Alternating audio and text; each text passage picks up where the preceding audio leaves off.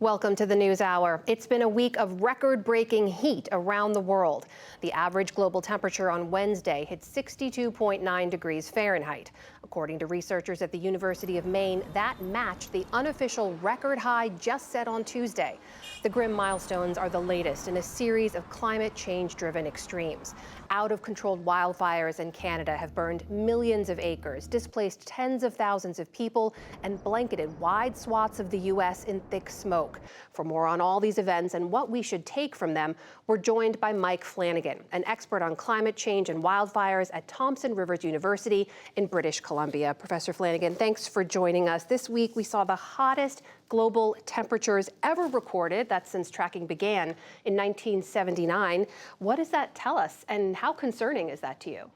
It's very concerning. We're in uncharted territory, and we jumped up 0.3 of a degrees Fahrenheit. That may not sound like much, but compared to our record, that's sticking out like a sore thumb. So we're in uncharted territory.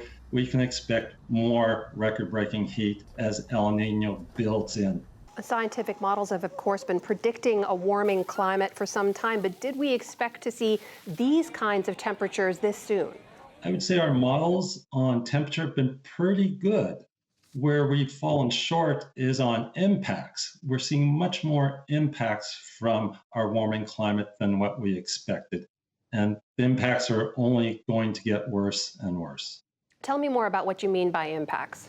So I study forest fires, and I've been studying forest fires since the 1970s. And I've never seen a year like we're seeing in Canada this year. This is exceptional, extreme, and we're into new territory. We have burned almost 9 million hectares, and that's bigger than the state of South Carolina. And these fires will continue to burn through the summer, and they will generate smoke that can impact tens of millions of people. If you live in downtown New York City, the likelihood of your place burning down is essentially zero, but you could be smoked out for weeks from a fire that's 1,000 miles away from New York City. Professor Flannigan, of course, we've seen the impact of those fires, as you mentioned, down here in the U.S. And when you look at a chart, you can see just how much more total area has been burned this year in those Canadian wildfires. That's the red line on top as compared to years past. But help us understand how climate change is part of the conversation and driving these record fires you're seeing. So as the climate warms, we're seeing more and more fire. And people ask me all the time, why is temperature so important? Well, it's because we're getting longer fire season with that warming. We're getting more lightning-caused fires with that warming. And lightning-caused fires are responsible for most of the burned area in Canada.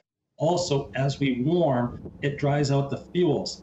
And drier fuels means it's easier for a fire to start, easier for a fire to spread, and it means the fires have more fuel to burn, which means it leads to a higher intensity fire, which can be difficult to impossible to extinguish. We've seen in the latest maps showing there are still hundreds of fires burning out of control across Canada. Those are indicated by the red dots you see here. What's key to making sure that these fires don't end up devastating communities? And how would you say Canada's doing on that front? There's a lot of year-to-year variability in fire because of the weather. We've seen extreme fire weather very early on in the season, going right through the season so far, from sea to sea to sea. We already have broken the previous record for area burned, and we still have much of the fire season ahead of us. Professor Flannigan, I have to ask you the question we often hear when reporting on issues around climate change, which is this idea that the Earth has gone through heating and cooling periods over its entire existence. How do you know this isn't part of some larger cyclical pattern? Well, if we were following the natural cyclical pattern, we'd be into a cooling stage, but we're going the opposite direction. We are warming.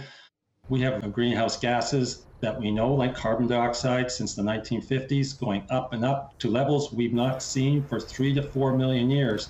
And these are the primary reason why we are warming, because of human activities. Finally, when we look at the record wildfires in Canada, are those indicative of what other areas that regularly see wildfires, like California, for example, what they should expect ahead?